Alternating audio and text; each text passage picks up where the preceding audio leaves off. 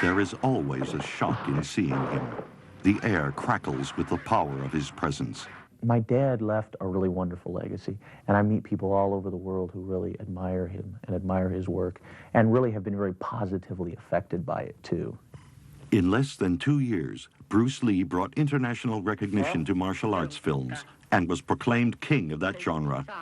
But like most kings, he had a fatal flaw, which ended his brief reign and shrouded his reputation in controversy. Bruce had a thorough physical checkup in the States, and the doctor responsible for his checkup told him that he was a man in the 20s. His physical fitness was such that he was still a man in his 20s. So I think Bruce must be fully convinced by then that he was invincible. You know, he was really in his perpetual youth. That was probably what brought him down. His untimely death put fans around the world in a state of shock and disbelief. Until an official inquiry could be held, all questions were met with a silence that bred fantastic and exotic rumors. When the verdict was finally delivered, it was less than satisfactory. The cryptic verdict was that the cause of Bruce Lee's death was death by misadventure. My last name is Lee, Bruce Lee. I was born in San Francisco in 1940. I'm 24 right now. And you worked in motion pictures in Hong Kong? Yes, since I was around 6 years old. Before his obsessive study of the martial arts began, Bruce Lee was a Hong Kong child movie star. Born with an acting heritage, Bruce Lee had his first starring role at the age of 6. Even at this young age, his natural talent and the charisma that later brought him stardom are clearly evident. His childhood was spent in between the film sets and schools, so it was rather different from the other children's. I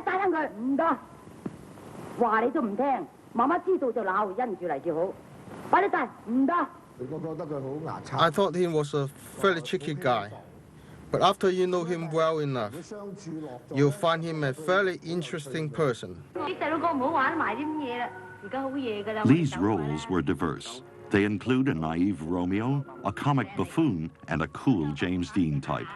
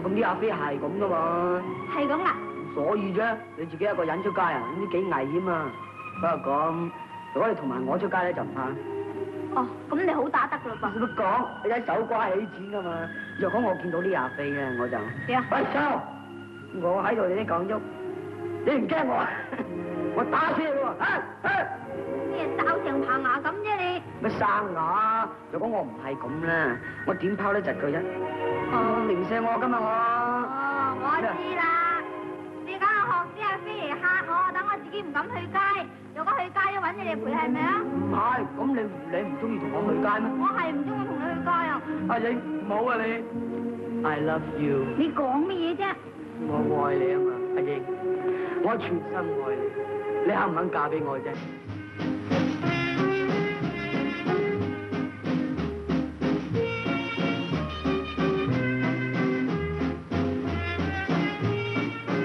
做咩細路？我想買飛啊嘛，買飛？你今年幾歲啊？我12歲，12歲啊？你唔睇得㗎？我點解唔睇得？我嚟緊我冇錢買飛啊！有錢都唔賣俾你噶嘛，凡係未人成年嘅細路咧就唔准睇噶。細佬，如果你想睇，自己連大個咗先嚟睇啦。玩第二樣嘢。睇唔睇得好架勢啊？咁啊，細路仔，想睇電節目啊？想我點啊？佢話唔賣飛俾細路哥嘅喎，佢唔賣飛俾你咩？唔好。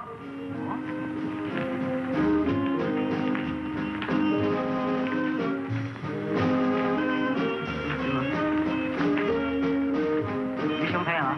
梗係想睇啦，梗係啊！人哋去街冇錢點得㗎？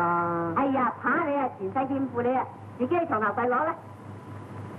你識唔識呢啲字？識。一寸光陰一寸金，寸金難買寸光陰。識唔識解？解啊？係。解一寸金，咁啊即係一寸金啊！啊，寸金難買寸光陰。咁佢買啲光陰嚟做咩啫？嗱，我解俾你聽啊。His whole family have been in show business for many generations.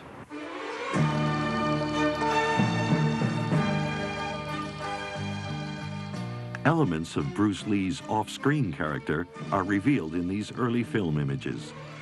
This might be surprising to audiences now because of the comparatively one-dimensional roles in the films that later made him a star.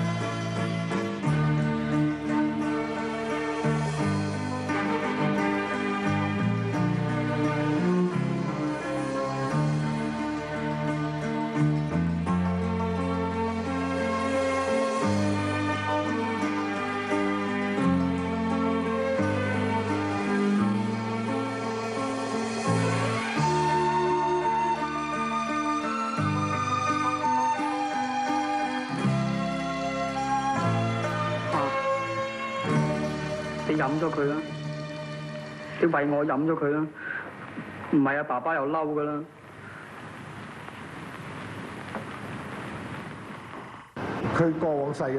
He was a troublemaker when he was young, and because of his American nationality, his father sent him off to San Francisco in order to study.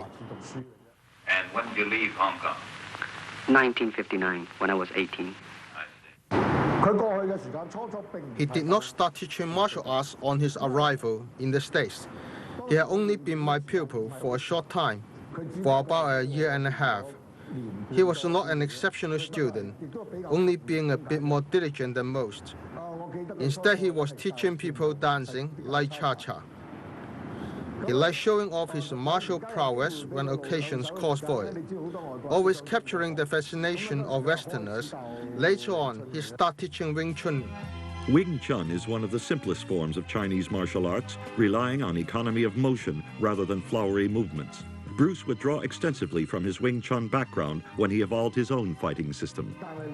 When he was my pupil, he always wanted private lessons away from the other pupils, which was selfish of him. Subsequently, I refused this request as all who came to study should always be treated with equal attention. Sensing my resilience, Bruce conjured up a rather wicked way to achieve his needs. Every day after school, he would rush to my home in Moncourt Road before the other pupils arrived, but did not come in to see me. When he saw the other pupils arriving, he would walk down the stairs. I live on the second floor then. He then told them I was not in and then left with them.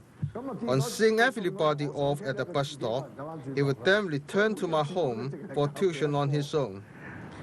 You can see from this that he was a fairly smart boy.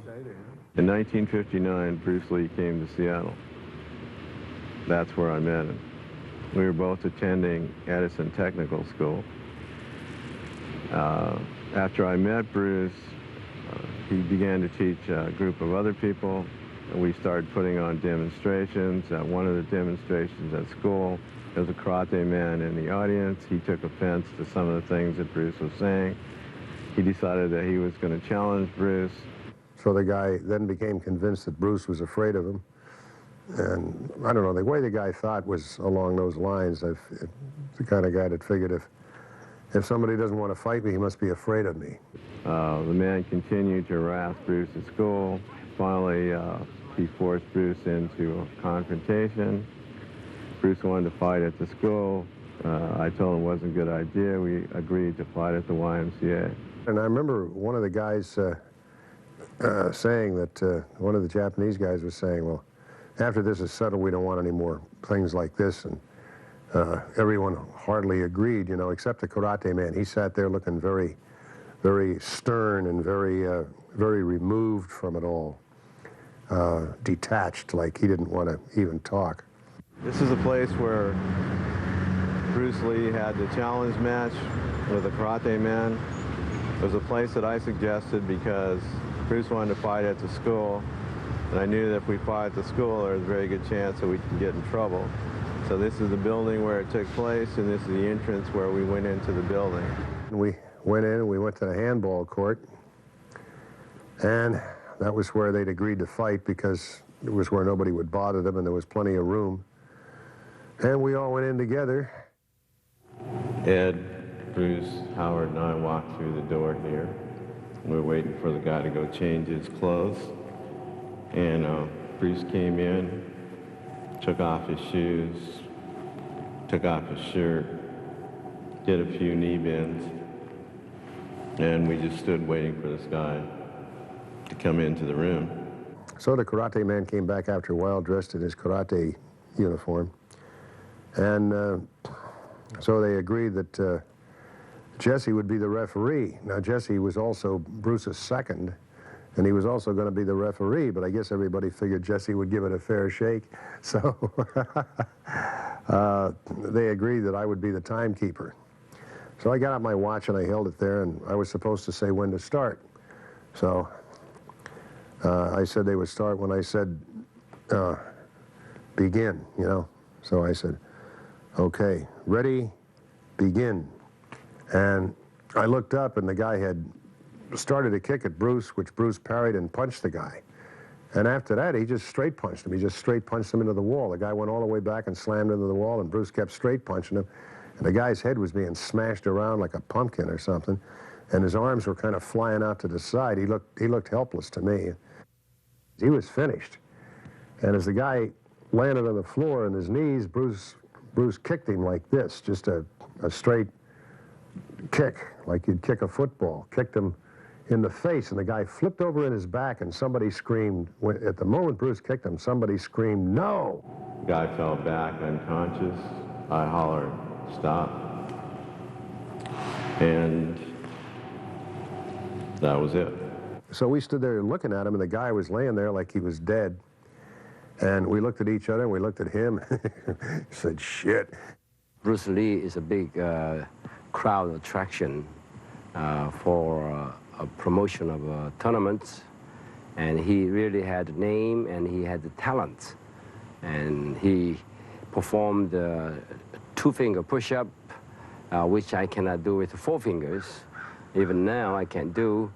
And he did the 1-inch punch with a 225-pound Jack Dutcher, who used to be my instructor, and he really gave a great impression to the audience. Such a power with a small statue against a 225-pound guy. I saw Bruce Lee demonstrate at June Ree's tournament. I had seen him do that type of technology before, so I was impressed because I knew the individual. Most people were not aware of what they were seeing, so they were in awe. They were really in awe. Most karate people were anti-Bruce Lee because he was different from what they were doing. They were like robots, and he was like a fluid snake. He was able to weave, bounce, jump, duck. He used boxing, wrestling, everything. That's why he was such an excellent martial artist. But not everybody was thrilled that Lee was revealing the secrets of the Chinese fighting arts to Westerners. He was giving a demonstration in the theater one time, and he usually, as people going up and to have him for demonstration, he would demonstrate his speed of punching. And he usually would stand about 3 or 4 feet from the target, and he would launch with a front hand lead. And nobody can really block his punch, okay?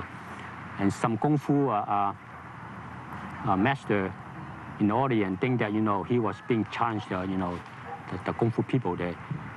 And so at that time, he also started teaching a Caucasian.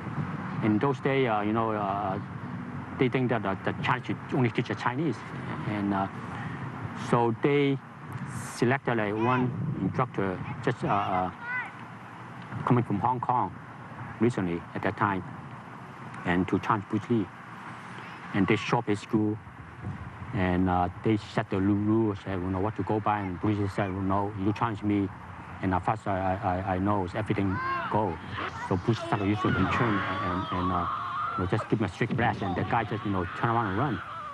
And the whole time you're tricking the guy, and all he hit him just in the back of his head.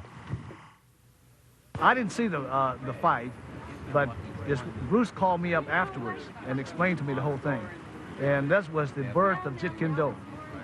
Jeet Kune Do, according to Bruce Lee, meant the way of the intercepting fist. I guess like if a punch or a kick is coming your direction, the man's energy is coming towards you, you want to try to intercept the person's force and use the opening, such as if a person is firing a punch at you, he's leaving his chin open, he's leaving his ribs open. If he's firing a kick, he's leaving his midsection open, he's leaving his groin open. He's immobile, he can't move if he's standing on one foot executing the kick. And then you can take advantage of the person's weak points at that particular time. To me, Bruce Lee studied a lot of J. Krishnamurti's philosophy. And to me, Jeet Kune Do, philosophically, was Krishnamurti's philosophy. It was a combination of the Taekwondo kicks, boxing, footwork, some Latin dancing type footwork. He used a lot of the Wing Chun punching techniques. So Bruce Lee, in my personal opinion, Jeet Kune Do was a combination of all the best aspects from a philosophical point of view to an athletic point of view to a martial arts point of view. Bruce and my girlfriend and I, we went to his house. At that time, we started playing hands. He asked me what I knew, and I told him I know Liu Hang and some Shaolin.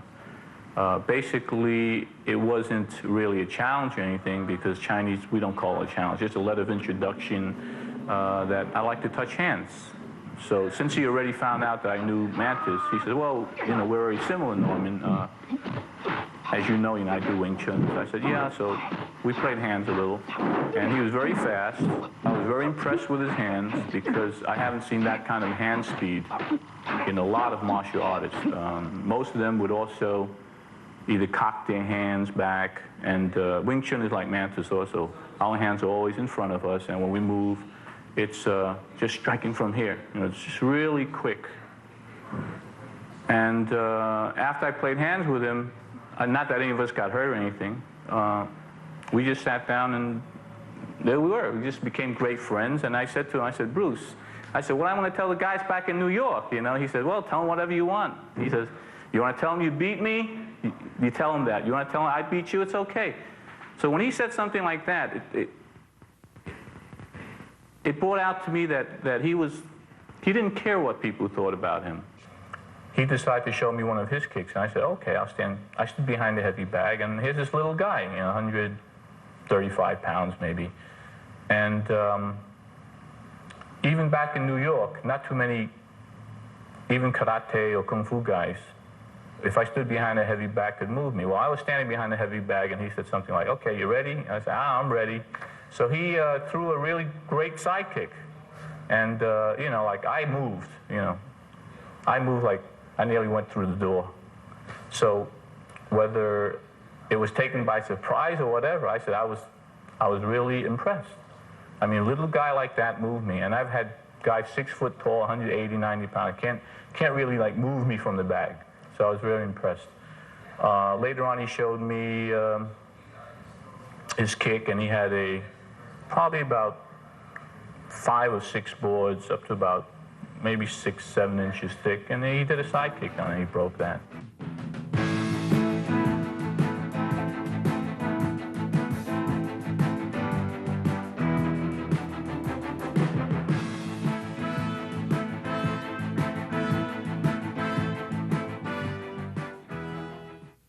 He was fast, he was powerful, he was very perceptive.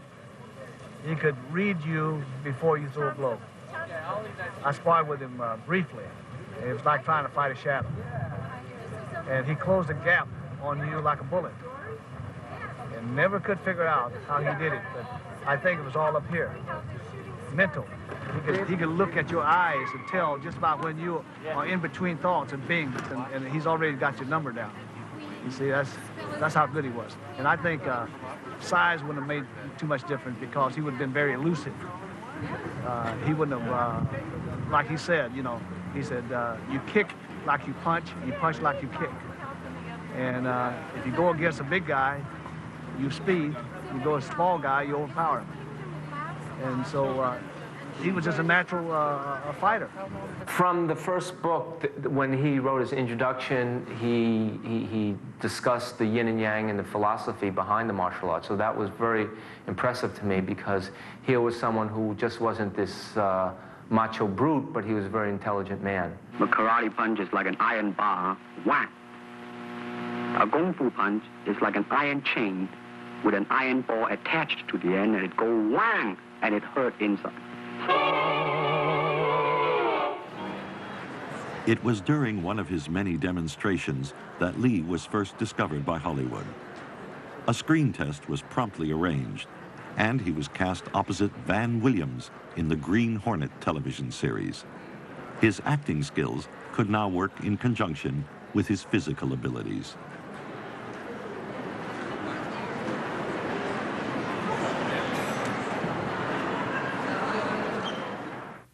Show me now the difference between jiu-jitsu, which is long and involved, and kung fu, which is very quick if you have enough fun. All right, for instance, you will read it in a book, in a magazine and everything, that when somebody grabs you, you will first do this, and then this, and then, and then, and then, and then, thousands of steps before you do a single thing. Of course, these kind of magazine would teach you to be feared by your enemies and admired by your friends and everything. But in Kung Fu, it always involves a very fast motion. Like, for instance, a guy grabbing your hand. It's not the idea to do so many steps. Step him right on the instep. You let go. This is what we mean by simplicity. Same thing in striking and in everything. It has to be based on a very minimum motion so that everything would be directly expressed. One motion, and he's gone. Doing it gracefully, not to go, yelling and jumping all over him, but to do it. Okay, now show me once again just a few movements there. Well, Kung Fu can be practiced alone or with a partner. Practicing alone, they involve form. Some imitate a crane, a monkey, a praying mantis. This is a crane form. Start off.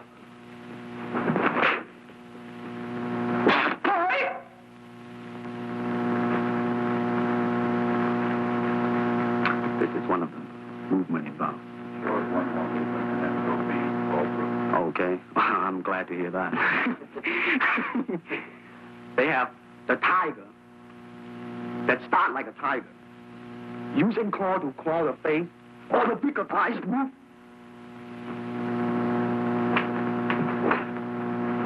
This is some of the movement involved. In The Green Hornet, Westerners caught not only their first glimpse of Bruce Lee, but also of Chinese gung fu.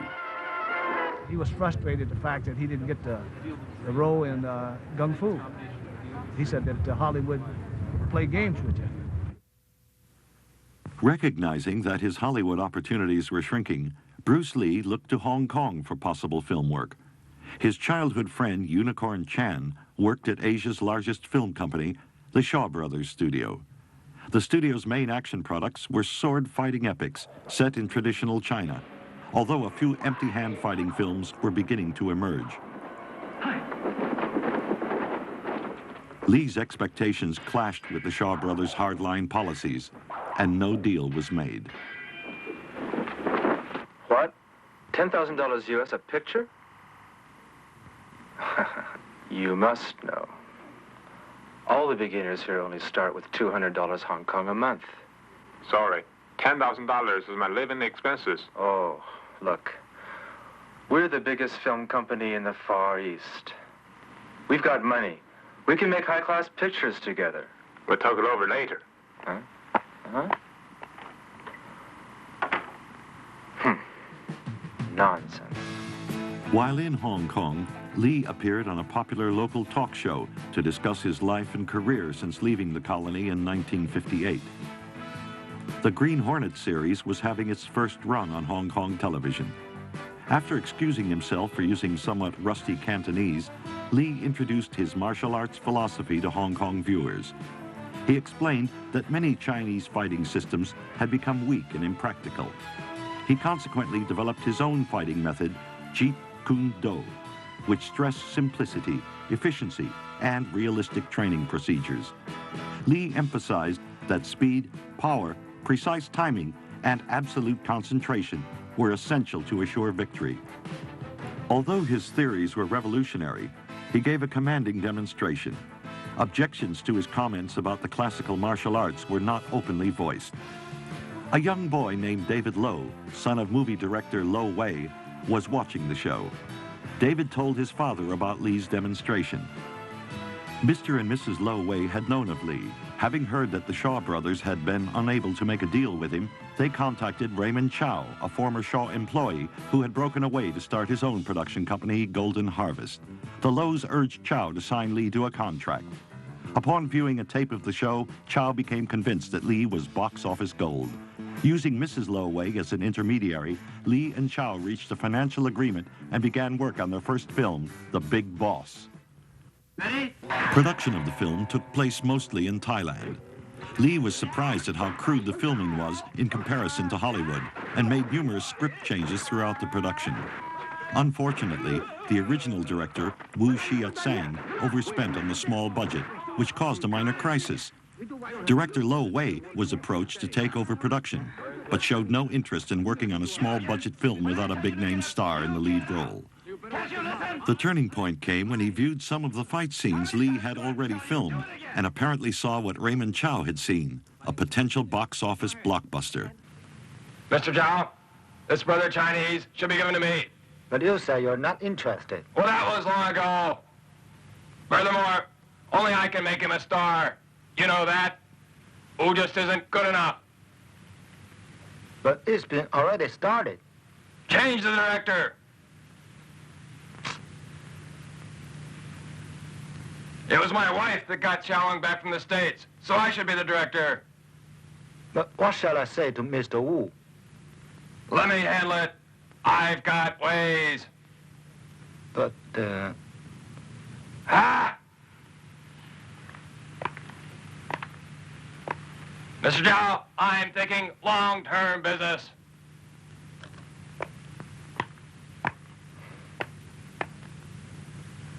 Okay, as you say. Lo Wei recognized Lee's star potential. Lee was subsequently awarded the lead. With a new director at the helm, the cast and crew of The Big Boss resumed filming with a sense of energy and purpose. Lo Wei had no illusions about great storylines or high drama for his production. He knew that the audience wanted action, and lots of it.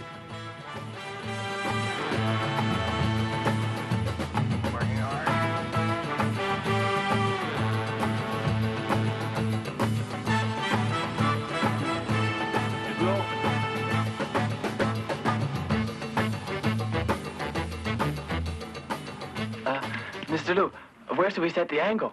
Ask the cameraman. But what should we do next? Fight! Fight! Just fight! The finished product was unlike anything Hong Kong audiences had seen. The Big Boss outgrossed any previous film that had played in the colony, foreign or local. Bruce Lee literally became an overnight sensation in Hong Kong. What started out as a temporary detour in his quest to succeed in Hollywood now became a full-time commitment. Initial attempts to release the film in non-Asian countries were met with resistance. Potential buyers didn't seem impressed with Hong Kong box office figures and didn't see how a Chinese movie could possibly make money outside of Asia. But after seeing the results in one overseas theater, they quickly changed heart. The first real breakthrough was in Beirut. I did a four-wall deal for Big Boss in Beirut, and the film just took off, and people were flying to Hong Kong from all over the world to buy Kung Fu films following that. And that was really the first breakthrough.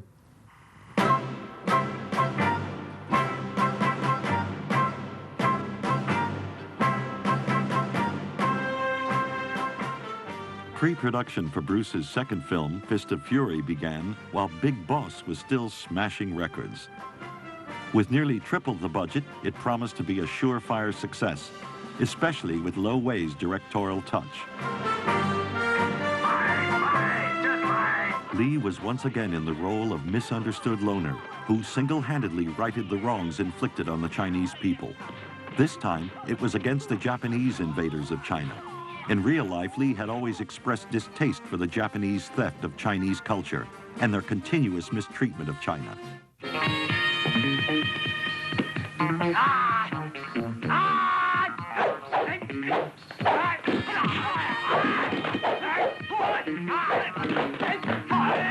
Fist of Fury caused near riots when it premiered in March of 1972. Lee had taken the classical Chinese traits of humility and non-aggression and turned them inside out. Not only did he seek revenge for the wrongdoings of the villains, severe punishment was inflicted. On top of that, Hong Kong audiences had an alter ego through which they could live vicariously. As Fist of Fury played around the world, a strange phenomenon occurred.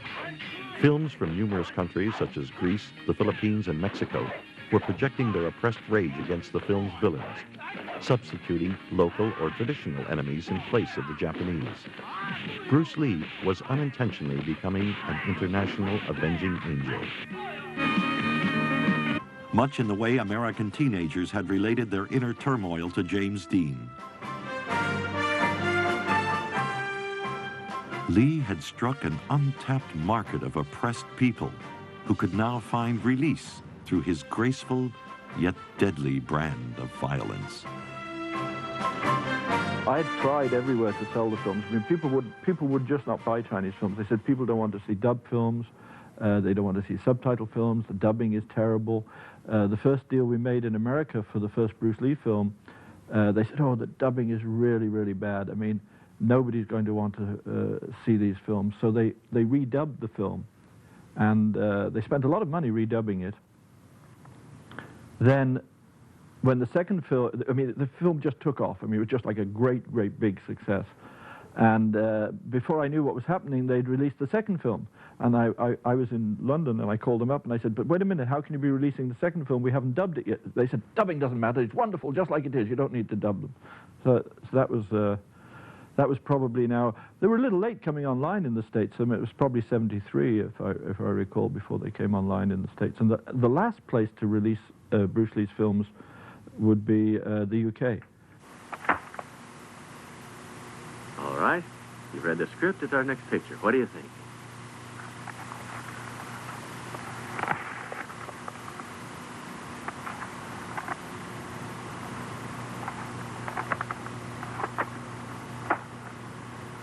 Well, Mr. Howe, I'm sorry, but it's not for me. But why? I don't happen to like it.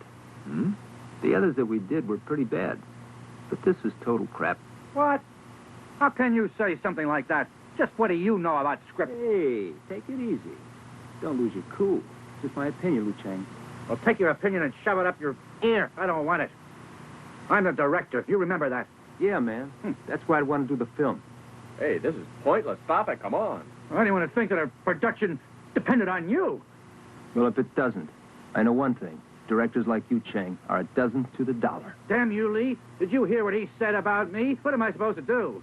Look, Mr. Howe, I don't want to know about this picture. I'm going to direct my own. It doesn't matter. Direct your own if you like. We don't need this egotistical little worm. Take it easy. Hey, please, come on now. With his newfound clout, Bruce Lee refused to work under the previous conditions of his last films. He was to take control of his career and destiny, much in the same way in which he approached the martial arts, under his own terms. Bruce Lee was the first man in Hong Kong's history to write, star, direct, and choreograph his own film. He also acted as producer, after forming Concord Productions with Raymond Chow.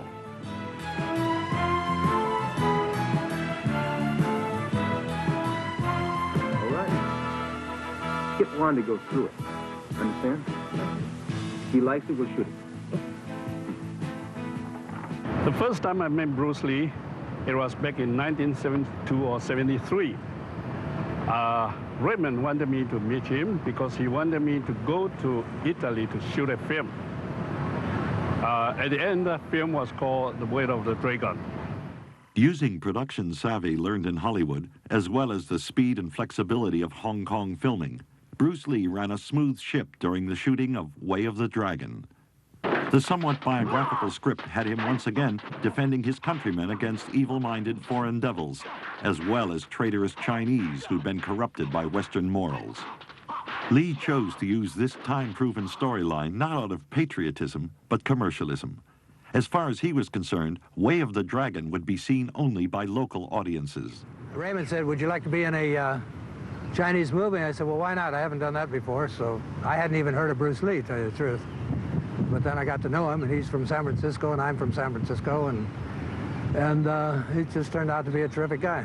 A lot of fun, joking all the time, and being on the set was a party.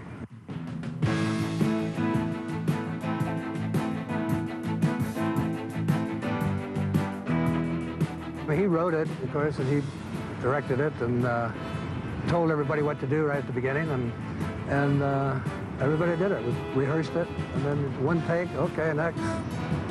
So it went fairly quickly. Lee's instincts were correct, as Way of the Dragon became Hong Kong's top-grossing film for 1972. One thing for sure, he had that kind of charisma. Because whenever we go, people at that time didn't know who Bruce Lee was internationally. And whenever we go, wherever we go, slowly people will gather around and watch him. His next film idea was one he'd had since 1959. Game of Death would be set in a tower that housed the best fighters from all over the world, and Lee would pit his skills against them. Accompanying him on this odyssey would be two other martial artists. One would be a strong, technically excellent fighter, and the other would be a clever tactician. Yet both men had serious flaws in their arsenals. The strong fighter would be too rigid in his ways to adapt to each opponent, and the tactician would not be physically and emotionally prepared to last against the onslaught. Lee, of course, would be the man who could adapt to any situation, being no style at all, yet all styles of fighting. His analogy was to be like bamboo, strong yet flexible. Acting as some of the opponents were Dan Inosanto, Jihan Jae, founder of Hapkido, and basketball star Kareem Abdul-Jabbar. During production of Game of Death, Lee's cinematic achievements were finally noticed by Hollywood, and the film was put on hold. When I was in Hong Kong, he was on every single magazine cover, his picture. Not just the martial art magazine, not just the movie magazines, but the Hong Kong House and Gardens magazine or Woman's Day Journal, the equivalent. And if they could say what toothpaste Bruce Lee brushed his teeth with, they would have an article on him. That's how hot he was. When I was visiting, I was out eating, and my cousin rushed into his restaurant and said, hey, Bruce Lee's in a restaurant across the street from my boutique. So I was really excited. So I went out to that restaurant to wait outside, and obviously no one else knew because I was just waiting by the steps. And then suddenly, these executives or these people just come running down the stairs and they go into limo, and then suddenly I smell this cologne, you know, from a mile away, and I'm looking up, and suddenly comes out this tiny man with these high elevator heels, and that was Bruce Lee. He was very nice because I started talking to him. I said, "Excuse me, Mr. Lee," and he looks at me and he said, "What company do you represent?" I said, "No, I'm just a martial artist. I'm from the States and I'm visiting," and we was talking in English. And we spoke about 5 minutes, and you know, here's the guy at the height of his career. People are waiting for him in the limo, and he just stayed to talk with me, and I was very flattered at that point, and it was really nice of him. I said, you know, most of the Chinese movies are pretty shitty, and then he goes, "I agree with you 100%. He has this very thick Cantonese accent, you know, and then again, I'm listening to this guy's accent. I said, "Wow, what a thick Cantonese accent." And he said, "That's why I'm here with Warner Brothers. I'm talking to Warner Brothers, and, you know, we want to just make higher quality martial art movies."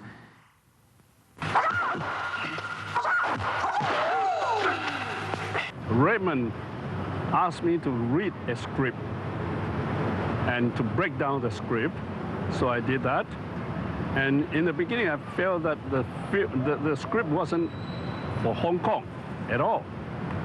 So I told Raymond Chow about it, and I made out a budget and so forth. And then they came and started shooting.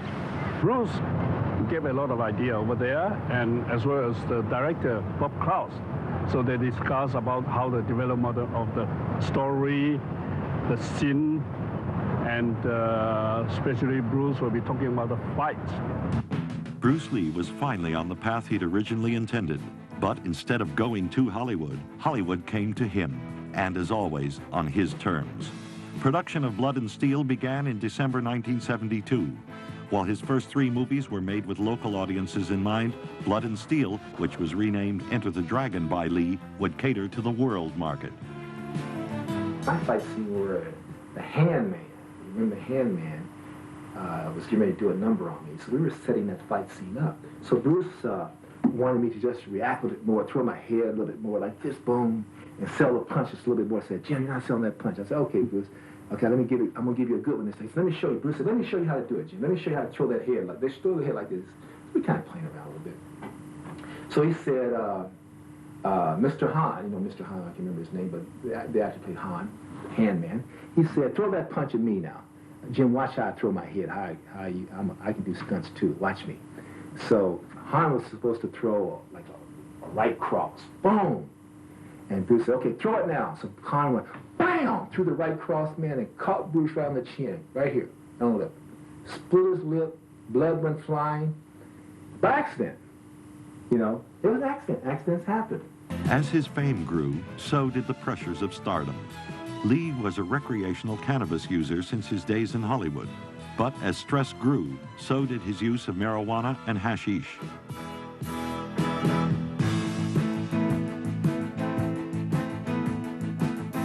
Now, I just know that Bruce, also outside of the film business, he was under incredible pressure. He was constantly, not constantly, but he told me people wanted to challenge him in the streets, and he was always watching his back. And I think at one point, it came to the point where Bruce was carrying a gun. On May the 10th, 1973, Lee suffered a major setback.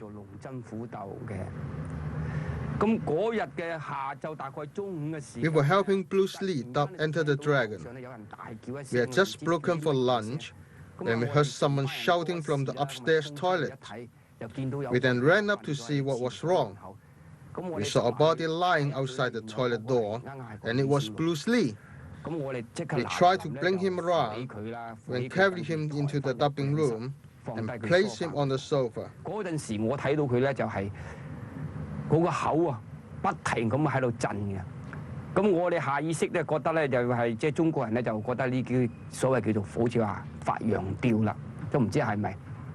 remember his mouth was juddering up and down, as though he was experiencing an epileptic fit.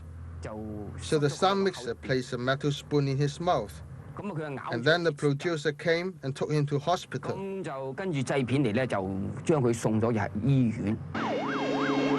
On the evening of May 10th, somewhere after 5 o'clock, after I'd finished my afternoon clinic, I received a call that someone was being brought in from Golden Harvest and that it had something to do with Bruce Lee. On arrival, in fact, it was Bruce himself. He was brought in by several men who were carrying him without a stretcher. He was deposited on the examination table in the emergency room, and they quickly made an exit. We had one nurse who was assigned to the emergency room, and she was to call other help as needed. It became obvious right away that because Bruce was so ill, that my help was quite frightened, and they absented themselves as quickly as they could. Bruce's situation was one that appeared to be quite serious. He had very irregular respiration. He was perspiring profusely. His color was not good. He was alternatingly flaccidly unresponsive and then some rigidity. There was occasionally some stiffness of his neck. His pupils did not react as they should. And he literally looked like a dead person. Because I saw that I was going to have difficulty getting sufficient assistance, I had the hospital switchboard call for some of the people who helped me with anesthesia. Dr. Cecilia Wong, a very well-trained anesthesiologist, responded, came in. We moved an anesthesia machine from the surgery suite on the floor above. In the meantime, I'd been using an ambu bag, an emergency device to assist with respiration. We actually placed a tube in Bruce's windpipe or trachea to assist with the respiration better and to prevent him vomiting into his windpipe. We got an IV going, put a stomach tube down to evacuate stomach contents, and in the meantime assessed him as having something going on inside his head. Because Southern-born Chinese, and particularly Hong Kong Chinese, have a reported high incidence of abnormalities of the blood vessels in the brain, and because of what we knew of the history of his collapse, we thought that was what was happening. A decision was made to give mannitol, a drug which shrinks the brain but causes tremendous urine output. A catheter was placed in the bladder to take care of that, and as the mannitol was given, Bruce began to improve a great deal.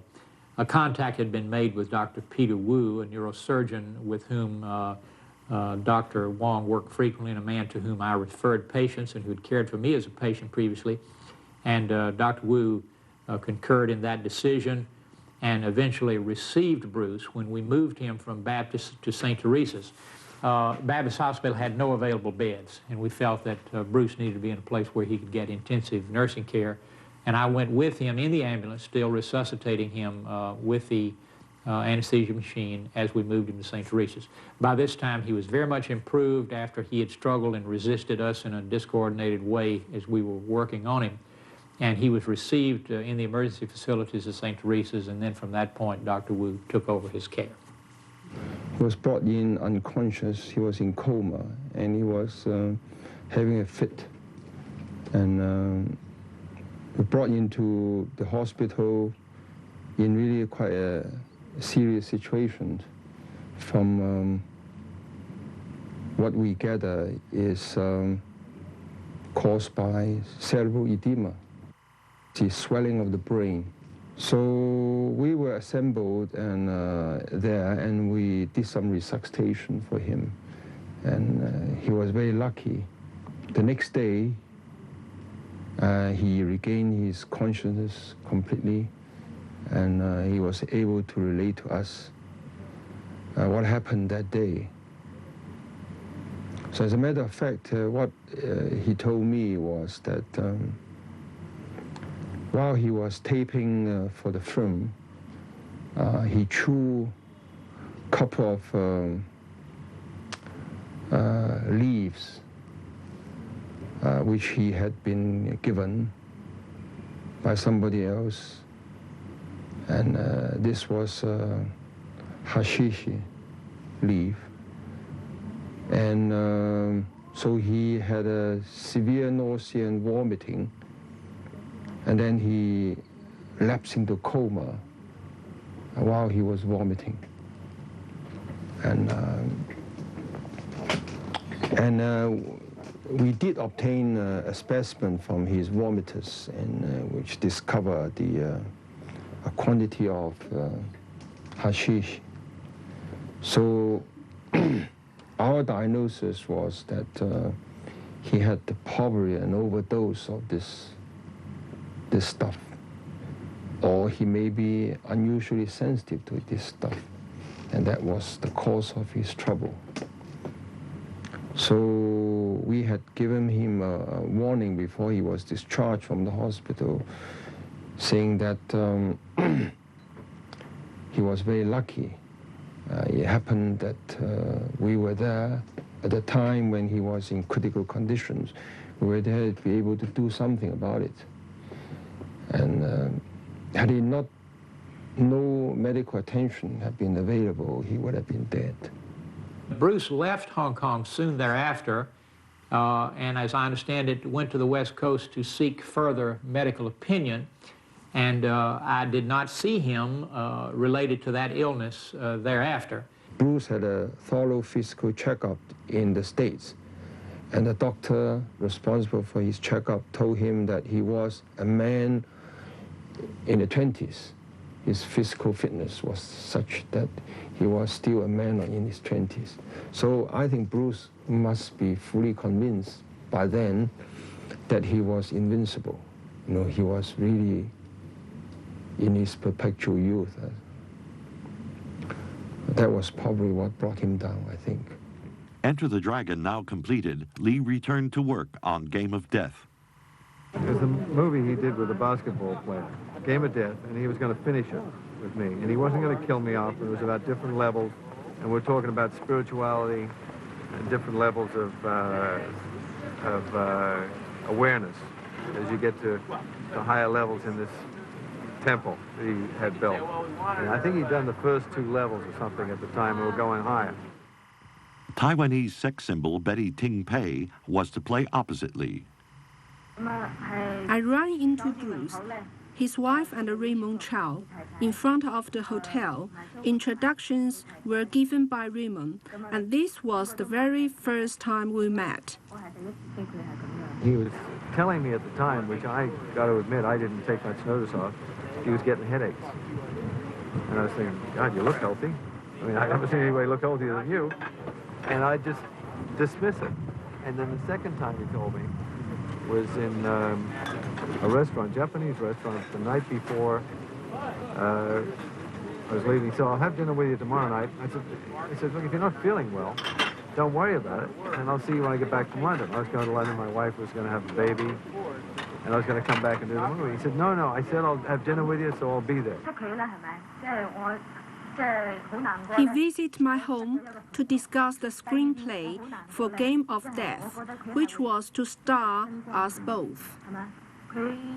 But that evening, I was with Raymond Chow, who is the head of Gawa, the Golden Harvest, with Bruce. And Bruce was the main partner, and Raymond was like 50-50 almost.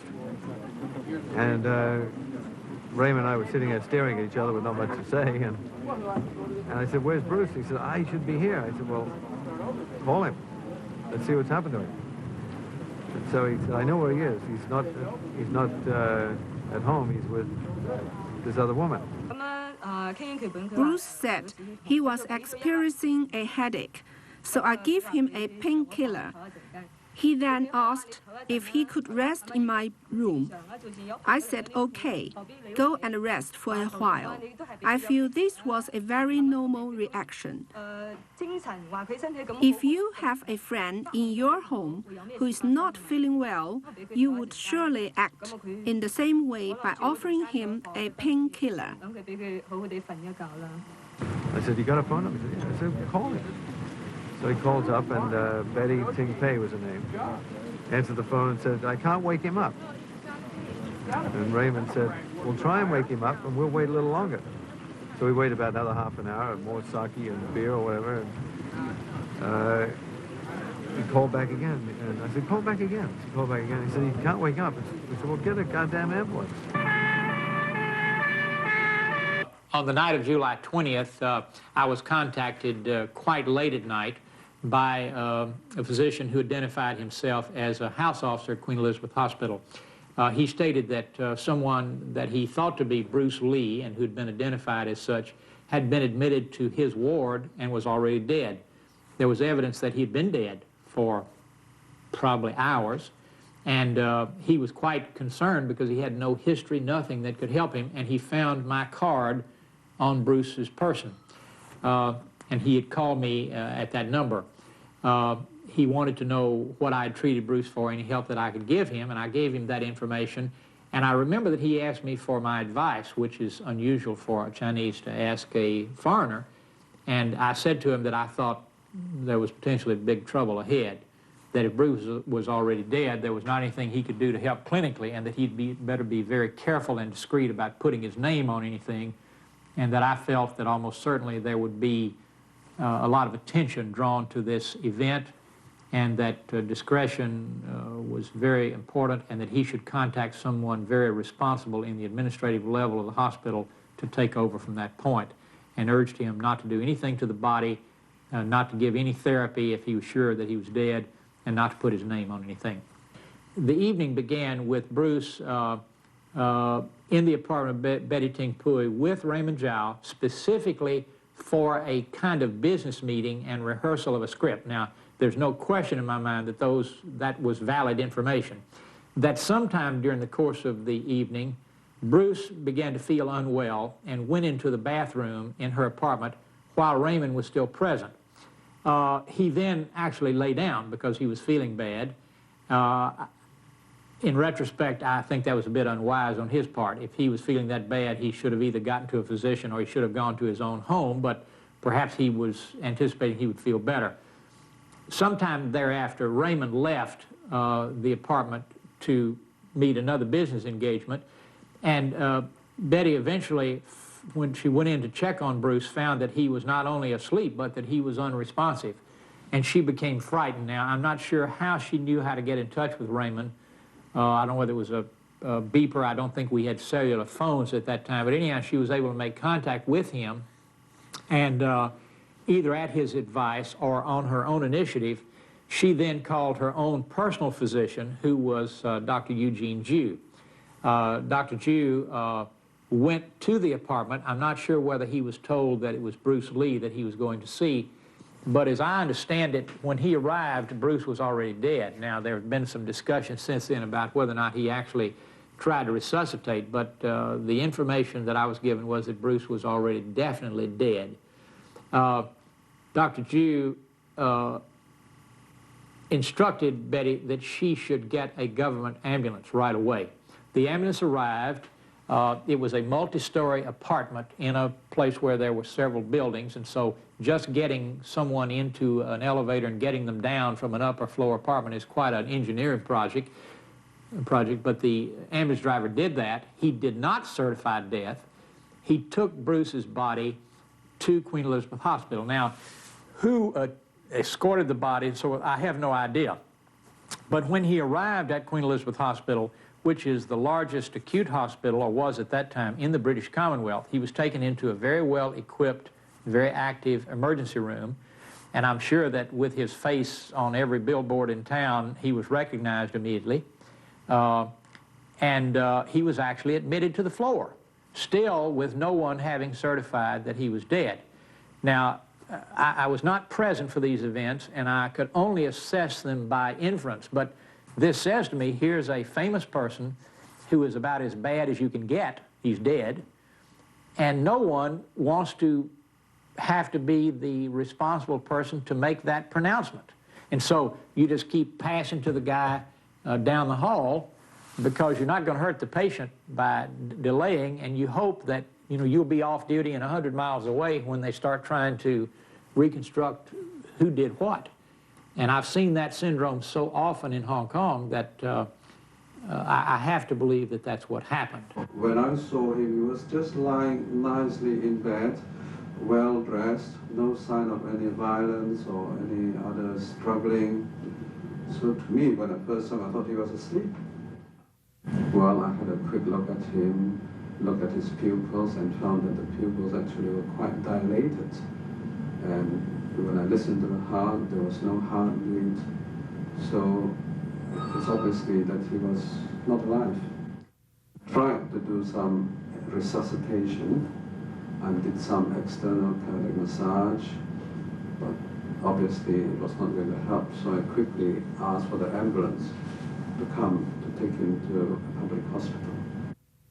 Somewhere after midnight, I received a call from Mr. Raymond Zhao. He told me what had happened. I explained to him that I'd had the call from Queen Elizabeth Hospital. He said that both he and Mrs. Lee, Linda, were quite shaken, of course, and wanted to actually come and talk with me. He did not tell me exactly why, but in view of the circumstances, I certainly felt that I could not refuse that, and within just minutes, they arrived at my home. Mr. Zhao was obviously quite shaken, and I could certainly see all the reasons. He was a personal friend, he was very much involved in business, and I think perhaps even a partner, and so I could see that there were great financial concerns as well as the personal loss. And of course, Linda was really devastated, and though she was conducting herself with considerable self-control, she broke down and sobbed at several points during our conversation. She wanted to know if I felt that I had enough information to tell her whether or not the same thing had happened that had happened when I had treated Bruce earlier. And I told her I could only surmise that he was reported to be dead when he was seen on the floor at Queen Elizabeth Hospital. She wanted my reassurance that something had not been left undone that could be done in terms of his earlier treatment. I was talking to another doctor who involved in the resuscitation team. I told him, I said,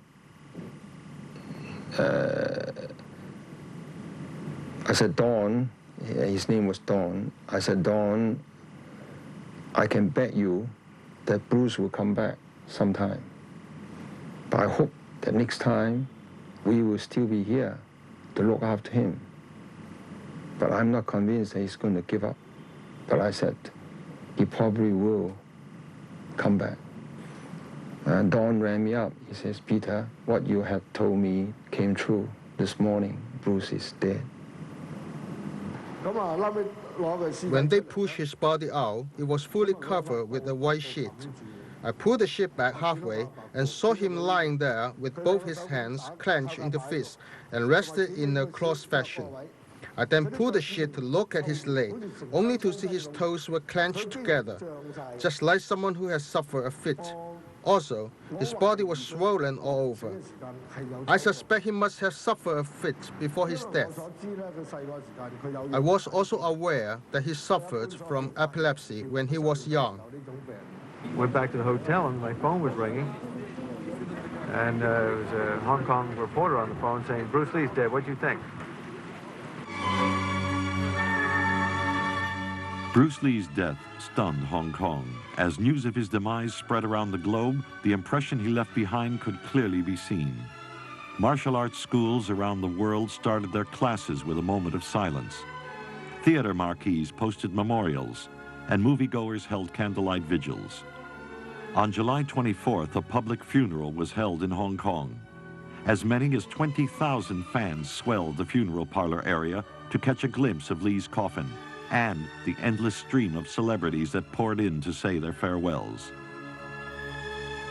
Lee's widow, Linda, and their two children, Brandon and Shannon, attended the ceremony in traditional Chinese mourning garb, and Linda followed the rituals of the ceremony without complaint. Unfortunately, a fantastic and controversial scandal had broken into the newspapers. Originally, Raymond Chow and Linda Lee told the press that Lee had collapsed in his home and later died at the hospital. New reports stated that Lee died at the home of sexpot actress Betty Ting Pei, with whom Lee was reportedly having an affair. What added more fuel to the fire was that the two were alone on the night Lee died. The Chinese press were having a field day. Meanwhile, fans around the world were beginning to ask questions about Lee's abrupt end. Was foul play involved? Was he truly dead? Whatever small amount of information came out of Hong Kong was quickly read, analyzed, and dissected. An official inquest was held to get a clear answer as to what happened to Lee on the night of July 20th. Forensic experts from as far afield as England were called in to show their findings based on tests carried out on Lee's body. Traces of equagesic, the painkiller Lee had taken that night, were found, along with cannabis. The public revelation that Lee took drugs gave the press even more fuel to add to the raging controversy. Bruce Lee had 2 life insurance policies that hung in the balance. If it could be proved that Lee died of his drug use, the insurance companies could forfeit the policies, since Lee stated that he did not use drugs. The final verdict was that Lee's death was caused by misadventure, which means a series of unrelated events that can lead to a mishap. Needless to say, many observers, including Lee's doctors, were leery not only of the verdict, but of the whole inquiry itself. Prior to the actual inquiry, a private session was held in order to assemble information, which some of the prospective witnesses found highly irregular. The jury's decision was that Bruce Lee had died by hypersensitivity towards an ingredient found in the equagesic tablet he took. To call a pretrial hearing from which any spectators are excluded suggests that you may be trying to taint the evidence a bit. Now, I'm not saying that that's what happened, but I just felt a bit uncomfortable in the situation. The person who was sort of the honoree at that meeting was Dr. Tier, who I understand was quite a well-known forensic pathologist who had been brought from England specifically for purposes of his expert witness. Dr. Tier led the discussion, saying that to his knowledge there were no authenticated cases of death, and I'm saying authenticated cases of death, in the medical literature having occurred because of the use of cannabis, marijuana, hashish, any of those group of chemical derivatives which have the same parent plant. And he felt that because Hong Kong is a sort of a microcosm, and because it does not figure in a big way in medical legal decisions, and since most of the people in Hong Kong have their credentialing from other countries, that we needed to be pretty careful as a medical community about making some statement that Bruce Lee, this very famous person, has died unequivocally as a result of the use of cannabis or one of its derivatives, particularly since there was good evidence that from the chemical analysis of the contents of Bruce's body that not only was a cannabis byproduct on board, but equagesic also. I was informed by the coroner that they did find at autopsy the same stuff in his stomach. But of course the coroner's inquest was, the verdict was that he died from hypersensitivity towards a drug which he's been taking, the equagesic, which is analgesic, as a painkiller. Equagesic is taken by the million dose in the Orient. It is not one of those drugs which I had ever had drawn to my attention as causing medical complications before. It seems to me almost ludicrous to assume that when the same product was found on his person, immediately, oh well, I shouldn't say immediately, as I understand it, the autopsy was done on Monday after he died on Friday night and the samples were taken. If they could still find evidence of cannabis products that had not been degraded by that time, we have to assume he had a significant amount on board. To reach out here and pick equagesic out of the blue seems to me an almost deliberate effort to avoid the obvious. And if the reason to avoid it was because there were no previous cases reported, that's a kind of an asinine reasoning in my way of thinking, because this means that people who were taking equagesic without problems might now be afraid to. It means that those who are Bruce Lee disciples would avoid facing the obvious. It might call into question the validity of payment of life insurance, and that I certainly did not want the family to be deprived of anything that would be rightfully theirs in terms of the premiums that had been paid. In the meantime, we do know that Bruce had admitted taking the cannabis, so his own statement validated our initial impression. And we know that he had gone to the West Coast, and reportedly, the West Coast of the United States, and reportedly been told by a neurosurgeon there that not only was the drug harmless, but even that he himself experimented with drugs, hallucinogens at times, because he found it very relaxing. So it seems to me that you got to throw your elbow out of joint to reach in some pocket for an exegesic conclusion when this other evidence is so obvious. And that may be a superficial judgment on my part, but I really had trouble coming up with an exegesic verdict. I mean, you almost have to use a Ouija board to come to that conclusion. In the months immediately following the inquest, Hong Kong papers devoted a riotous level of attention to the rumors surrounding Lee's death.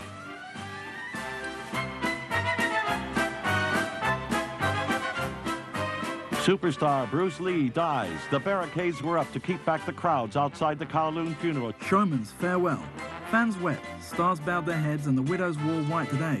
Cannabis was in Lee's stomach. A government chemist today told the Bruce Lee inquest. Bruce Lee was a sick man. Top Chinese actor Bruce Lee had been seriously ill for 2 months before his death. It was learned yesterday. Lee inquest. Betty to be recalled. Screen actress Betty Ting Pei. 1 million hangs on Lee verdict. If the resumed inquest into Bruce Lee finds that he died from the effects of taking dangerous drugs. Bruce Lee, victim of the ninjas? A Japanese assassin, a poisonous herb in the night, self-inflicting snorting of cocaine. But even more incredible than these is one method of killing which involves what's known as a delayed death strike. Another rumor is that Bruce Lee met his death in a blood feud with triad gangsters. Some people still believe that Bruce Lee is still alive and lives as a recluse in a remote corner of China. He sure knows how to fight for his defense. With the success of Enter the Dragon and the international bankability of Lee's name, Bruce Lee in death inspired a legion of pseudo-similar androids, guys who operated under nom de plume such as King of Kung Fu. King of Kung Fu. Let him show what he can do. He's the King of Kung Fu. King of Kung Fu. King of Kung Fu. Let him show what he can do. He uses every human capability with a fingertip sensitivity. His kung fu courage set in motion. It's a massive dynamic explosion. Power fills his eyes as he strikes. Terror with his cries. He's the King of Kung Fu. King of Kung Fu. King of Kung Fu. Let him show what he can do. Kung Fu. King of Kung Fu. King of Kung Fu. The best and most popular of the imitators was Bruce Lee, who also recreated Lee's life in this film. I always tell the producers, Bruce Lee is my idol. I like him. I admire him, but don't make me show his lousy movie.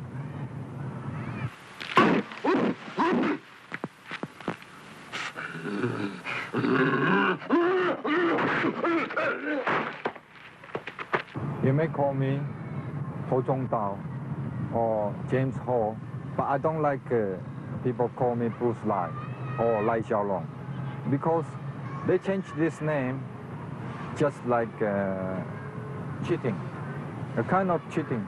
Cheating people, this is Bruce Lee. He's not dead yet. But I don't like it because I want to be myself. Unleashed to wreak vengeance on the evil ones who brought about his untimely death.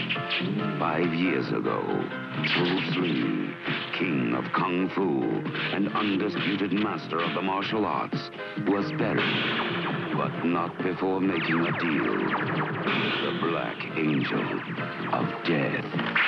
Now, his tormented soul returns as Bruce Lee fights back from the grave. Damn you! Apart from his human imitators, Lee was also depicted as an animated hero. What is surprising is that his cartoon antics were not that far removed from what he did in his live-action films.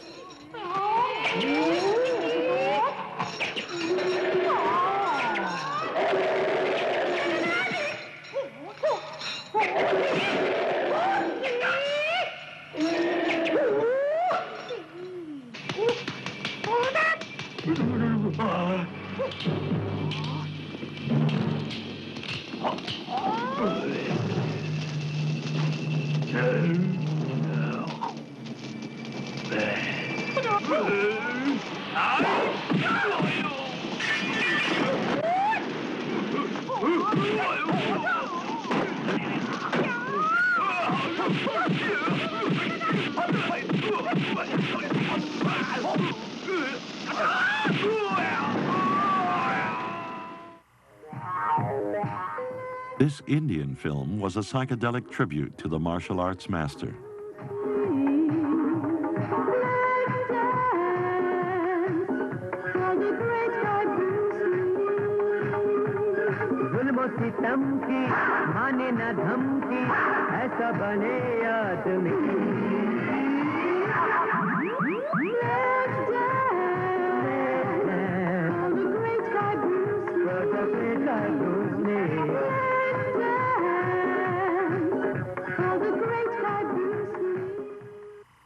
Bruce Lee's truest legacy was found in his son, Brandon. Brandon Bruce Lee had admired his father and had difficulty separating the myth he heard from the breathing human being he had briefly known. The younger Lee had not wanted to be a martial artist or to make action movies. He studied drama at Emerson College in Boston and took acting lessons in Manhattan in hopes of becoming a serious actor, but had little success in getting the roles he wanted. He eventually chose to take advantage of his unique heritage. He decided to jumpstart his career by making a few martial arts movies and hoped he would then make the transition to more serious movie making. This decision would eventually lead to his death.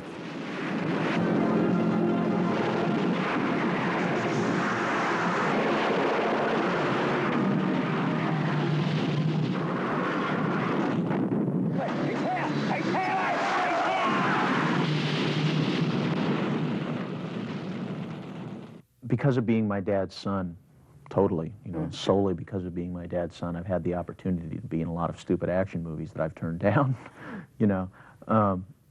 For that reason, I was always, it's not about that. I mean, that's not what acting's about. It's not what, listen to me, I'm a 27-year-old actor with 3 films under his belt telling me what acting's about.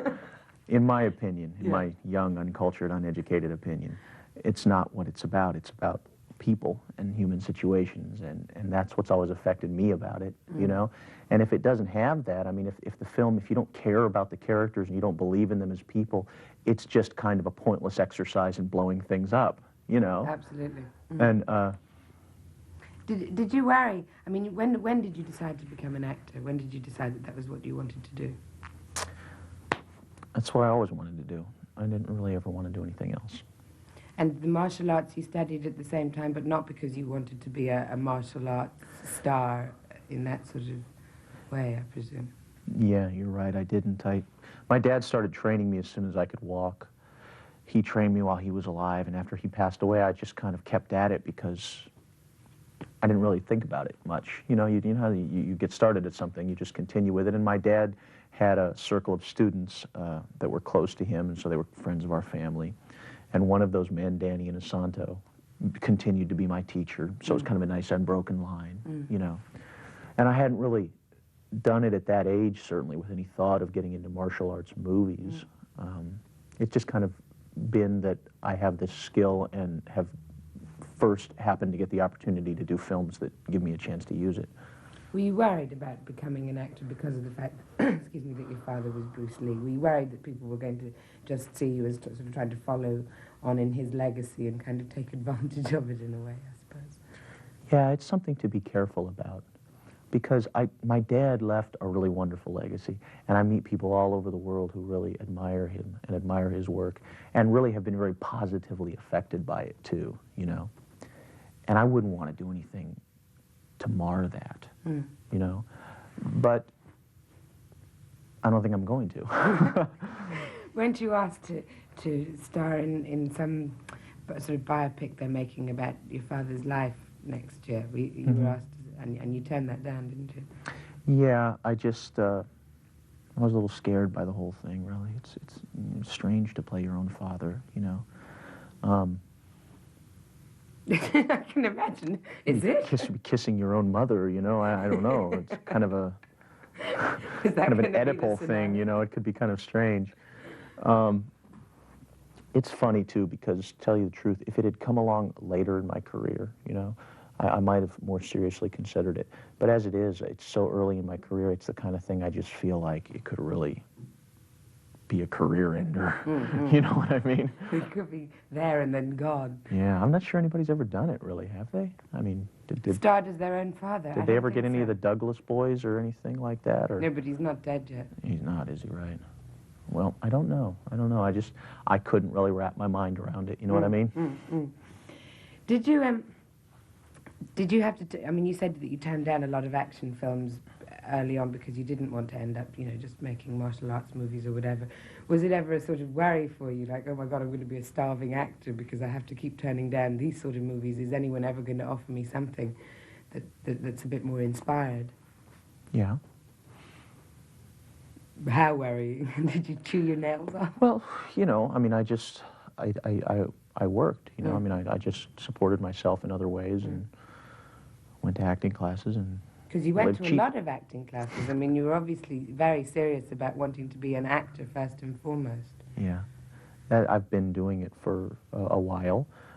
It's what I wanted to do since I was very young. I went to college and studied theater, and when I got out of college, I went to New York and enrolled in a theater group there called the American New Theater and did some stage work, and I'm in a theater group now in Los Angeles called Legal Aliens, and it's a good way of life. I'm getting the chance now to actually get paid for what I've wanted to do for most of my life, and it's great. I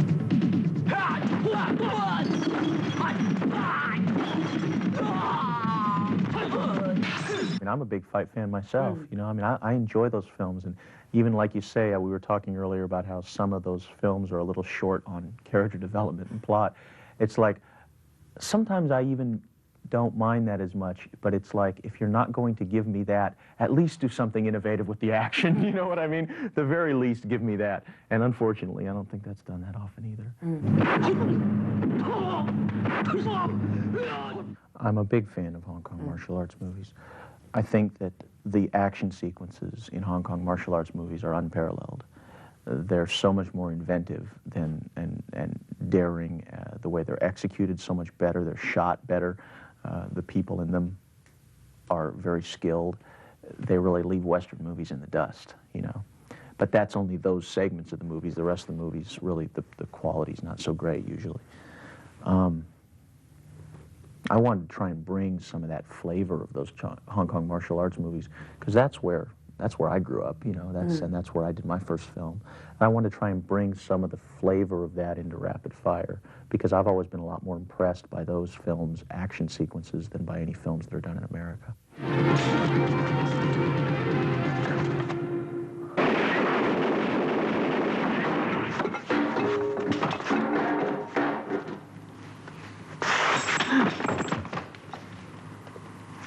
The problem with making a martial arts movie in the modern day world is there are guns. Yeah. You know, I don't care how good you are. If you're more than 4 or 5 feet away from me and I've got a gun, you're going to lose. You know what I mean?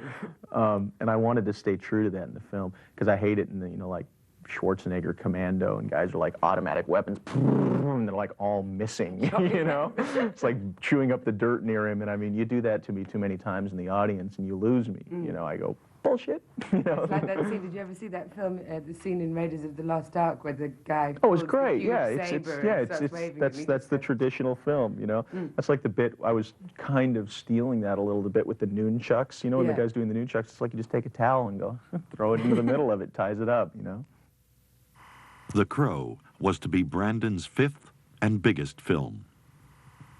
The next movie is called The Crow. It's about martial arts birds? Martial artist birds. No, actually, it's about love, death, revenge, Edgar Allan Poe, and coming back from the dead. Is it based on the Edgar Allan Poe story? No, actually, that's The Raven. But it's based on an underground comic book, a graphic novella by a guy named James O'Barr that's called The Crow. And it's a story of a rock and roll musician and his fiancée who are brutally murdered in Detroit. And then It's a big part for you then. Yeah. How long do you stay alive for? Yeah. Actually, you know, in the film, I'm actually alive for a very short period of time. But then I get to come back from the dead to avenge the murders. Don't we just love the movies? Mm-hmm. During the final week's filming of The Crow, Brandon Lee was to tragically die in a cruel accident. Brandon Lee, 28, died at 1:04 p.m. Eastern Standard Time, Wednesday at New Hanover Regional Medical Center. At approximately 9 a.m. this morning, an autopsy was performed on the body of Brandon Lee at Angelo Memorial Hospital in Jacksonville, North Carolina. What appeared to be a .44 caliber bullet was removed from Lee's body. Ironically, like his father, Brandon Lee was to only make 5 films. I feel that I've gotten opportunities that I probably would not have gotten, or at least in a different fashion would have gotten, were I not his son. And I'm very grateful for that.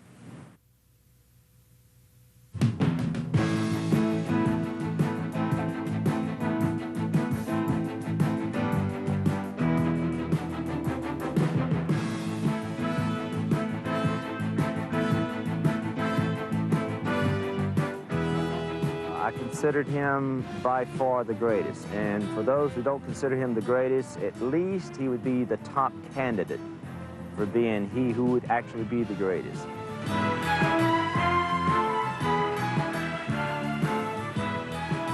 There's no question in my mind he would have gone on to become not just a martial artist per se, but a really accepted and recognized actor in his own right.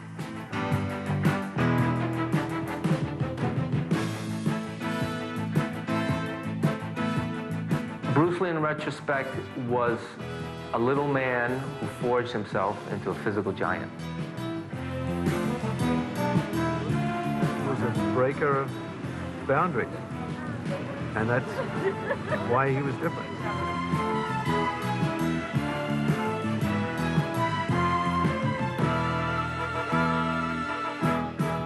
He left a great gift to all the martial artists, business people, because his movie really made the martial art industry very popular. And many of my students said, oh, they came in because they were inspired by Bruce Lee's movie.